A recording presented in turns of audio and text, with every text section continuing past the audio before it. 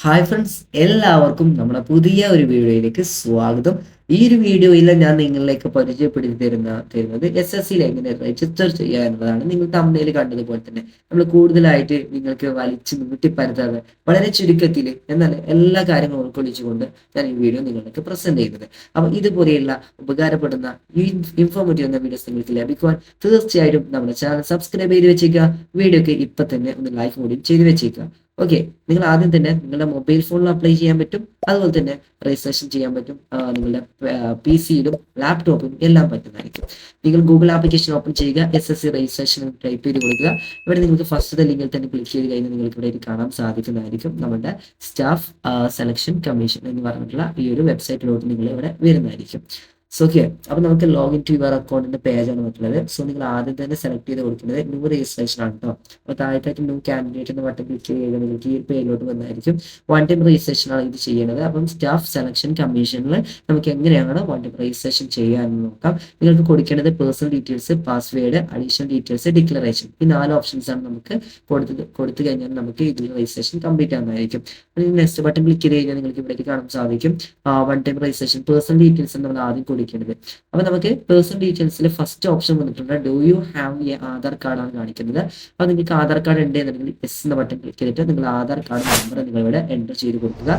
ശേഷം നിങ്ങൾ ആ ഒരു ആദ്യത്തെ ബോക്സിൽ ആധാർ കാർഡ് നമ്പർ നിങ്ങൾ എന്ത് ചെയ്യുക, വീണ്ടും അഗെയിൻ നിങ്ങൾ എന്ത് ചെയ്യുക, എൻ്റർ ചെയ്ത് കൊടുക്കുക. വെരിഫൈ ചെയ്യാൻ വേണ്ടിയാണ്.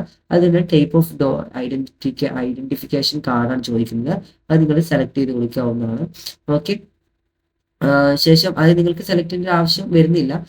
ശേഷം നിങ്ങളുടെ കാൻഡിഡേറ്റ് നെയിം, അതായത് ആസ് പെർ നിങ്ങൾ SSC ബുക്കിൽ എങ്ങനെയാണ് നിങ്ങളുടെ പേരുള്ളത് അതുപോലെ തന്നെ നിങ്ങൾ എൻ്റർ ചെയ്ത് കൊടുക്കുക. നിങ്ങൾക്ക് ഹാവ് യു എവർ ചേഞ്ച്ഡ് നെയിമിന് നോ കൊടുക്കുക. ജെൻഡർ ചോദിക്കുന്നുണ്ട്, ജെൻഡർ നിങ്ങൾ സെലക്ട് ചെയ്ത് കൊടുക്കുക. അത് വെരിഫൈ ചെയ്ത് കൊടുക്കുക. അതിനുശേഷം ഡേറ്റ് ഓഫ് ബർത്ത് ആണ്. ഡേറ്റ് ഓഫ് ബർത്ത് നിങ്ങൾ എന്ത് ചെയ്യുക, കറക്റ്റ്ലി തന്നെ നിങ്ങൾ സെലക്ട് ചെയ്ത് കൊടുക്കുകയാണ് ഇവിടെ വേണ്ടത്. ഓക്കെ, അപ്പൊ ഞാനിവിടെ കറക്റ്റ്ലി ഞാൻ സെലക്ട് ചെയ്യുന്നുണ്ട്. അതിനുശേഷം അത് വെരിഫൈ ചെയ്യണം. ഇതിൽ കൊടുക്കുന്ന എല്ലാ ഡീറ്റെയിൽസും ഒന്ന് വെരിഫൈ കൂടി ചെയ്യേണ്ട ഒരു ആവശ്യം കിട്ടോ ഈ ഒരു വെബ്സൈറ്റിൽ. അത് നിങ്ങൾക്ക് മസ്റ്റായിട്ട് ശ്രദ്ധിക്കുക. ഓക്കെ, ശേഷം നിങ്ങളുടെ ഫാദർ നെയിമാണ് എൻ്റർ ചെയ്ത് കൊടുക്കേണ്ടത് താഴത്തെ ബോക്സിൽ.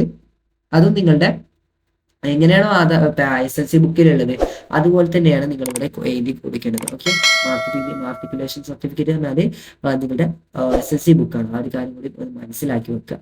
അപ്പം നമ്മൾ അങ്ങനെ എൻ്റർ ചെയ്തു. മദർ നെയിം കൂടി എൻ്റർ ചെയ്ത് കൊടുക്കാം. അതിനുശേഷം നമ്മുടെ മദർ നെയിം താഴത്തെ ബോക്സിൽ വെരിഫൈ ചെയ്ത് കൊടുക്കാം. ഞാൻ പറഞ്ഞില്ലേ, എല്ലാ ഡീറ്റെയിൽസും ഒന്ന് വെരിഫൈ ചെയ്യാൻ വേണ്ടി ഒന്ന് കൺഫേം എൻട്രി കൂടി ചെയ്യേണ്ടതുണ്ട്. അപ്പം മാർട്ടിക്കുലേഷൻ 10th ക്ലാസ് എഡ്യൂക്കേഷൻ ബോർഡ്. അപ്പോൾ നിങ്ങൾ സെലക്ട് ചെയ്ത് ബട്ടൺ ക്ലിക്ക് ചെയ്തിട്ട് കേരള സ്റ്റേറ്റ് ബോർഡ് നിങ്ങൾ സെലക്ട് ചെയ്ത് കൊടുക്കുക. ഓക്കെ, അപ്പോൾ നിങ്ങൾക്ക് ഇവിടെ ആയിട്ട് ഒന്നുകൂടി അത് വെരിഫൈ ചെയ്യേണ്ടിയുണ്ട്. സെലക്ട് ചെയ്യുക, ഒന്നുകൂടി സെലക്ട് ചെയ്യുക. അതിനുശേഷം വീണ്ടും Kerala board of public examination എന്ന് സെലക്ട് ചെയ്ത് കൊടുക്കുക. ഓക്കെ, ശേഷം നിങ്ങളുടെ റോൾ നമ്പർ ആണ്, അതായത് നിങ്ങളുടെ SSC ബുക്കിൽ നിങ്ങളുടെ രജിസ്റ്റർ നമ്പർ, റോൾ നമ്പർ കാണാൻ പറ്റും. നിങ്ങൾ അത് എൻ്റർ ചെയ്ത് കൊടുക്കുക. അതിനുശേഷം അത് വെരിഫൈ ചെയ്ത് കൊടുക്കുക. ശേഷം നിങ്ങളുടെ ഇയർ ഓഫ് പാസിംഗ് ആണ്, അതായത് നിങ്ങൾ പാസ്സായി SSC പാസ്സായിട്ടുള്ള വർഷമാണ് ചോദിക്കുന്നത്. അതായത് നിങ്ങൾക്ക് സെലക്ട് ചെയ്യുന്ന ബട്ടൺ ക്ലിക്ക് ചെയ്തിട്ട് നിങ്ങൾ പാസ്സായ വർഷം നിങ്ങളവിടെ സെലക്ട് ചെയ്ത് കൊടുക്കുക.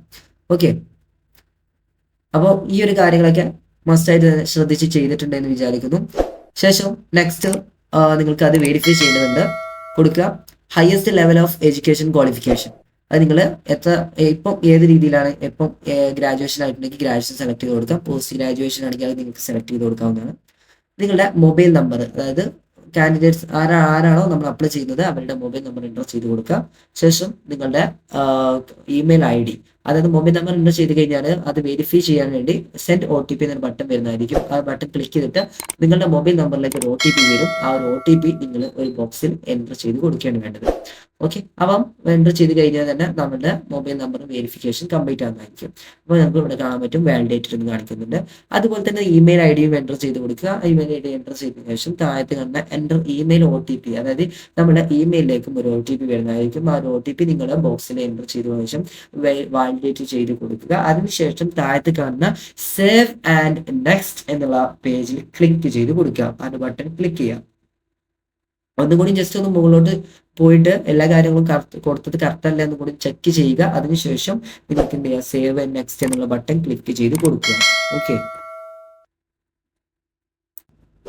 ശേഷം നമുക്ക് ഇതുപോലെ നമ്മളുടെ രജിസ്ട്രേഷൻ നമ്പർ നമുക്ക് ലഭിക്കുന്നതായിരിക്കും. ഇതൊന്ന് കോപ്പി ചെയ്ത് എവിടെയെങ്കിലും സേവ് ചെയ്ത് വെക്കുക, അല്ലാന്നുണ്ടെങ്കിൽ ഒരു ഫോട്ടോയോ അല്ലെങ്കിൽ സ്ക്രീൻഷോട്ടോ എടുത്ത് വെക്കുക.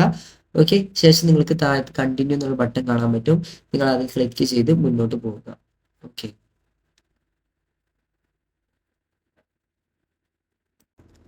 ഓക്കെ. അപ്പോൾ നമുക്ക് നെക്സ്റ്റ് പേരിൽ നമ്മുടെ പാസ്വേഡ് സെറ്റ് ചെയ്യാനാണ് വന്നിട്ടുള്ളത്. ഓക്കെ, അപ്പോൾ നമ്മളുടെ ഓൾഡ് പാസ്വേഡ് എന്ന ഭാഗത്ത് നിങ്ങൾക്ക് ഇമെയിലിൽ ഒരു പാസ്വേഡ് വന്നിട്ടുണ്ടായിരിക്കും. രജിസ്ട്രേഷൻ നമ്പറും പാസ്വേഡും വരും. ആ ഒരു പാസ്വേഡിന് ഓൾഡ് പാസ്വേഡ് എന്ന ഭാഗത്ത് ക്ലിക്ക് ചെയ്യേണ്ടത്. ഏകദേശം നിങ്ങൾ ന്യൂ പാസ്വേഡ് ഇട്ട് കൊടുക്കുക, അത് കൺഫേം ചെയ്യുക. പിന്നെ നിങ്ങളുടെ സെക്യൂരിറ്റി ക്വസ്റ്റ്യൻസ് ആണ്. സെക്യൂരിറ്റി ക്വസ്റ്റ്യൻസ് എന്തിനാണെന്ന് വെച്ചാൽ നിങ്ങളുടെ പാസ്വേഡ് മറന്നു പോയാൽ അത് നിങ്ങൾക്ക് ഫോർഗെറ്റ് ചെയ്യണമെന്നുണ്ടെങ്കിൽ തീർച്ചയായിട്ടും നിങ്ങൾ ഈ ഒരു സെക്യൂരിറ്റി ക്വസ്റ്റ്യൻസ് അവിടെ ചോദിക്കുന്നതായിരിക്കും. അപ്പോൾ അതിന് നിങ്ങൾ ഇപ്പോൾ ഇവിടെ എന്താണോ ആൻസർ കൊടുക്കുന്നത് ആ ഒരു ആൻസർ തന്നെ ആയിരിക്കും നിങ്ങൾ അവിടെ എൻ്റർ ചെയ്ത് കൊടുക്കേണ്ടത്. അപ്പോൾ ഞാനിവിടെ what city where you born എന്ന് കൊടുത്തിട്ടില്ല, ഞാൻ അത് ആൻസർ കറക്റ്റായി കൊടുക്കുന്നുണ്ട്. അതിൽ സെക്കൻഡ് ക്വസ്റ്റ്യൻ ഞാൻ അവിടെ ചൂസ് ചെയ്തിട്ടുണ്ട്. ഫസ്റ്റ് സ്കൂൾ ഏതാണ് ചോദിക്കുന്നുണ്ട്. അപ്പോൾ ഞാൻ ഇത് രണ്ടും കറക്റ്റ്. അപ്പോൾ നമുക്ക് നെക്സ്റ്റ് പേജിലോട്ട് അഡീഷണൽ ഡീറ്റെയിൽസ് കൊടുക്കുന്ന പേജിലോട്ട് വരാം. ശേഷം അഡീഷണൽ ഡീറ്റെയിൽസിൽ കാറ്റഗറി ചോദിക്കുന്നുണ്ട്. നിങ്ങൾ കാറ്റഗറി സെലക്ട് ചെയ്ത് കൊടുക്കാം, അത് വെരിഫൈ ചെയ്ത് കൊടുക്കുക. ശേഷം നെക്സ്റ്റ് പേജിലോട്ട് വന്നു കഴിഞ്ഞാൽ അടുത്തത് നാഷണാലിറ്റി ആണ്. അത് നിങ്ങൾ നാഷണാലിറ്റി സിറ്റിസൺ ഓഫ് ഇന്ത്യ ആണെങ്കിൽ അത് കൊടുക്കുക. ഓക്കെ, അപ്പം അത് വെരിഫൈ ചെയ്യേണ്ടത് ആവശ്യമില്ല. ഓക്കെ, അപ്പോൾ നിങ്ങൾ കോൺടാക്ട് ഡീറ്റെയിൽസ് വേണ്ട. അതുപോലെ തന്നെ അതർ നാഷണലിറ്റി മാത്രം മതി കോൺടാക്ട് ഡീറ്റെയിൽസ്.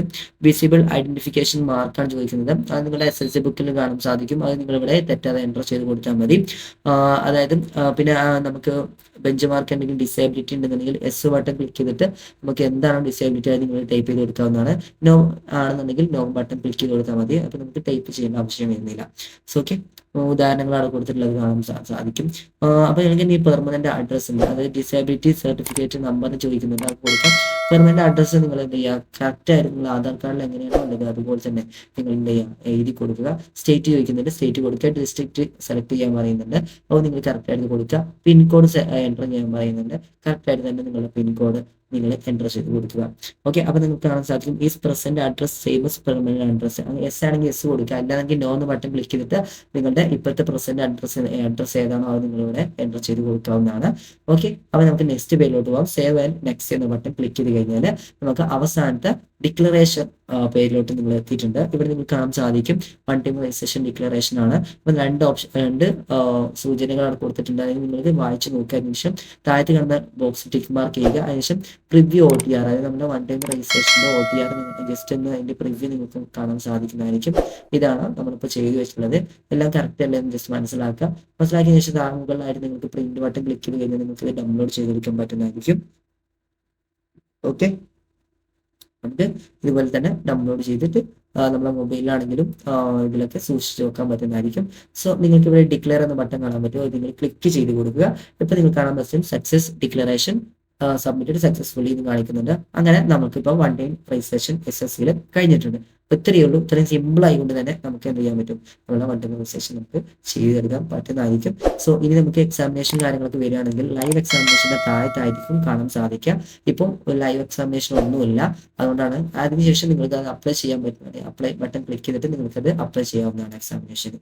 ഓക്കെ, അപ്പോൾ എന്തായാലും ഈ വീഡിയോ നിങ്ങൾക്ക് യൂസ്ഫുൾ ആയെന്ന് വിചാരിക്കുന്നുണ്ട്. വീഡിയോക്ക് ലൈക്ക് ചെയ്യാൻ നമുക്ക് അടുത്ത വീഡിയോയുമായി വീണ്ടും കാണാം. Thanks for watching.